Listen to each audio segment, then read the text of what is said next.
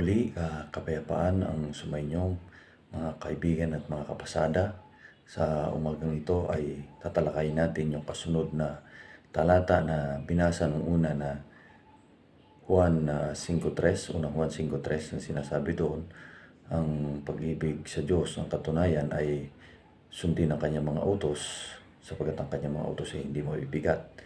Ito po yung mga utos ng Panginoon na siyang tatalakayin natin. Ito po ay nakasulat sa Mateo 22:37 hanggang 40. Ito po yung nilalaman ng talata. At sinabi sa kanya, ibigin mo ang Panginoon mong Diyos ng buong puso mo at ng buong kaluluwa mo at ng buong pag-iisip mo. Ito ang dakila at pangunang utos. At ang pangalawang katulad ay ito, ibigin mo ang iyong kapwa na gaya ng iyong sarili. Sa dalawang utos na ito ay nauwi ang buong kautusan at ang mga propeta. So napakaliwanag po yung nakasulat. Ano yung unang utos? Iibigin mo ang Panginoon mong Diyos ng buong puso. Ibig sabihin, pag buong puso, siya lang mamahalin mo. Hindi ka na magmamahal ng ibang Diyos. Ano pang sabi? Ng buong kaluluwa mo at ng buong pag-iisip mo.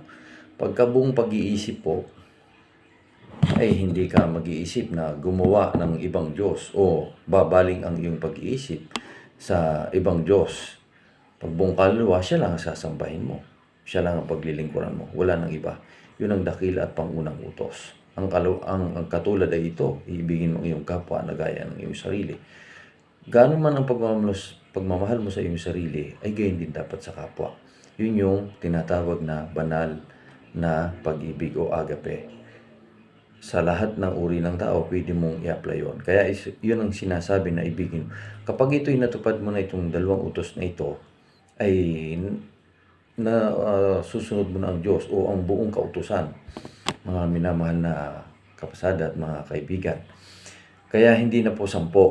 Dahil yung 6 na utos na huwag kang papatay, huwag kang magnanakaw, huwag kang mangangalunya, huwag kang makikiapid, huwag kang mag-iimbot ng pag-aari ng iba.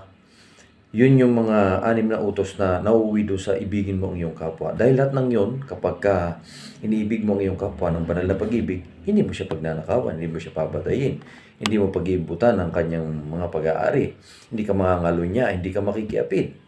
So napakaliwanag po mga kaibigan at mga kapasada, yung utos, hindi mabigat kung buong puso nating susundin yung mga pinag-utos. Bakit itinuturo ito ng Diyos natin? Para pagdating na araw, pag susulit na natin ang ating mga gawa, ay dun ibabase ng Diyos ang ating hatol niya o ang hatol niya na siyang tatanggapin natin pagdating ng takdang panahon na tayo harap sa kanyang hukuman.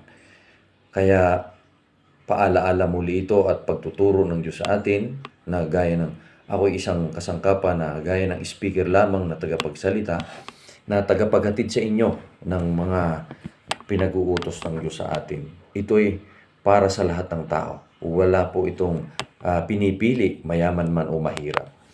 So, yun po yung mga utos ng Panginoong Diyos. Dahil yung 4 na utos, doon sa 10, yung huwag mong babanggitin ang pangalan ng Diyos sa walang kabuluhang usapan. Huwag kang gagawa ng larawan o ribulto o larawang inanyuan. Huwag mo silang paglilingkuran. Yun. Huwag kang magkakaroon ng ibang Diyos sa harap niya, sabi ng Panginoon.